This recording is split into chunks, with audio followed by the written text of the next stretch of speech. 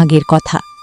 দাসপুর নামে একটি ছোট্ট গ্রামে হরিপদ নামে একজন লোক থাকত। ওনার দুই ছেলে, বিমল আর কমল। বিমল ছিল অনেক চালাক, আর কমল ছিল সহজ সরল। ছেলে দুটা সেই সাত সকালে ধান ভাঙাতে গেল, এখনো আসলো না। ভাই কমল, তোর অনেক কষ্ট হচ্ছে না? তুই ধান ভাঙালি আবার মাথায় করে নিয়ে আসছিস। দে ভাই, এখন আমাকে দে। না দাদা, কিচ্ছু হবে না, আমি নিয়ে যাব। না ভাই, দে আমাকে দে, তোর অনেক কষ্ট হয়েছে, দিদি আমাকে দে। কি রে, তোরা আসলি? আমি তো চিন্তায় মরে যাচ্ছি। সেই সাত সকালে গেলি তোরা? কি রে বিমল, এত দেরি হলো যে? আমি সেই অনেকক্ষণ ধরে তোদের জন্য অপেক্ষা করছি।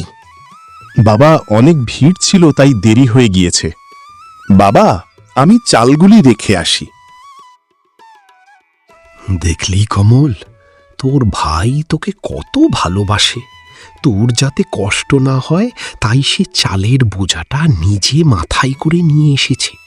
এই কলিযুগে এমন ভাই পাওয়া ভাগ্যের ব্যাপার।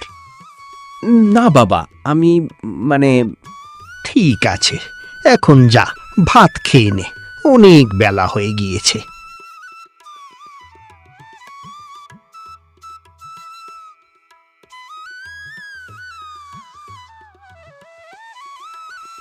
গোপাল কাকু, কড়া করে একটা চা দাও তো। কি বিমল, আজ সকালে দোকানে আসিসনি যে? কাকু, আজ সকালে হরিপুর গ্রামে ধান ভাঙাতে নিয়ে গিয়েছিলাম, তাই আসতে পারিনি। আচ্ছা, চায়ে কিন্তু চিনি কম দিও। কাকু, চাটা দারুণ হয়েছে। আচ্ছা বিমল, আমি আর তোকে ধারে চা দিতে পারবো না। অনেক টাকা জমে রয়েছে, আমারও সংসার আছে। আরে কাকু, তুমি এই কটা টাকার জন্য মরে যাচ্ছ? তোমার সব টাকা দিয়ে দেব।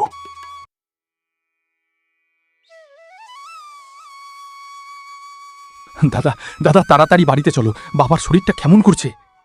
বাবা, বিমল, আমার সময় এসে গিয়েছে। আমাকে বিদায় দে বাবা। তোর ছোট ভাই কমলকে দেখে রাখিস বাবা। আর আমার যা যা আছে সব তোরা দুই ভাইয়ের মধ্যে অর্ধেক করে ভাগ করে নিবি। বাবা, না বাবা, চলে গেলে তুমি এইভাবে বাবা, আমাদের ছেড়ে চলে যেতে পারো না। থাকবো বাবা, ভাই শান্ত হো ভাই, কিছু করার নেই রে ভাই। ভাই, বাবা তো চলে গেলেন আমাদের ছেড়ে। বাবা শেষ ইচ্ছে ছিল, বাবার যা ছিল তা আমরা দুই ভাইয়ের মধ্যে সমানভাবে অর্ধেক অর্ধেক করে নিই। তাই আজ তোর অংশটুকু আমি বুঝিয়ে দিতে চাই। তাহলে শোন, আমাদের যে গরু আছে লক্ষ্মী, তার সামনের দিক তোর আর পেছন দিকটা আমার। আর আমাদের যে পুকুর আছে, সেই পুকুর তোর আর জল আমার।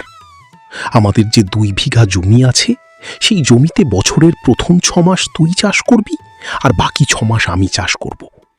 আর এই ঘরটার ভেতর আমার, আর বাইরের জায়গাটা তোর। তো ভাই, আমি সব অর্ধেক করে দিয়েছি। আজ বাবার শেষ ইচ্ছে পূরণ করলাম। ভাই, তুই বুঝতে পারলি? দাদা, তুমি যা বলবে তাতেই আমি রাজি।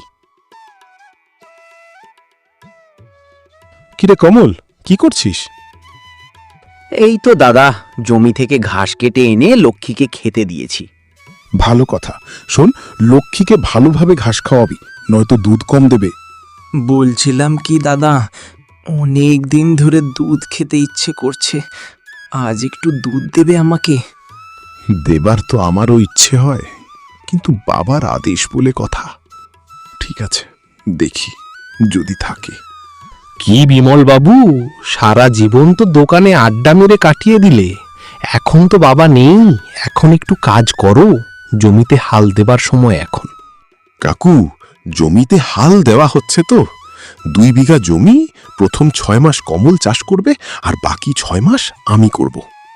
বাহ, প্রথম 6 মাস কমল কষ্ট করে জমিতে হাল দেবে, চারা বুনবে, আর তুমি শুধু ফসল তুলবে। কি কি যে বলো কাকু, মা আমার তো অনেক কষ্ট। ধান কেটে বাড়িতে এসে ধান ছাড়ানো, এটা কি ছাট্টিখানি কথা?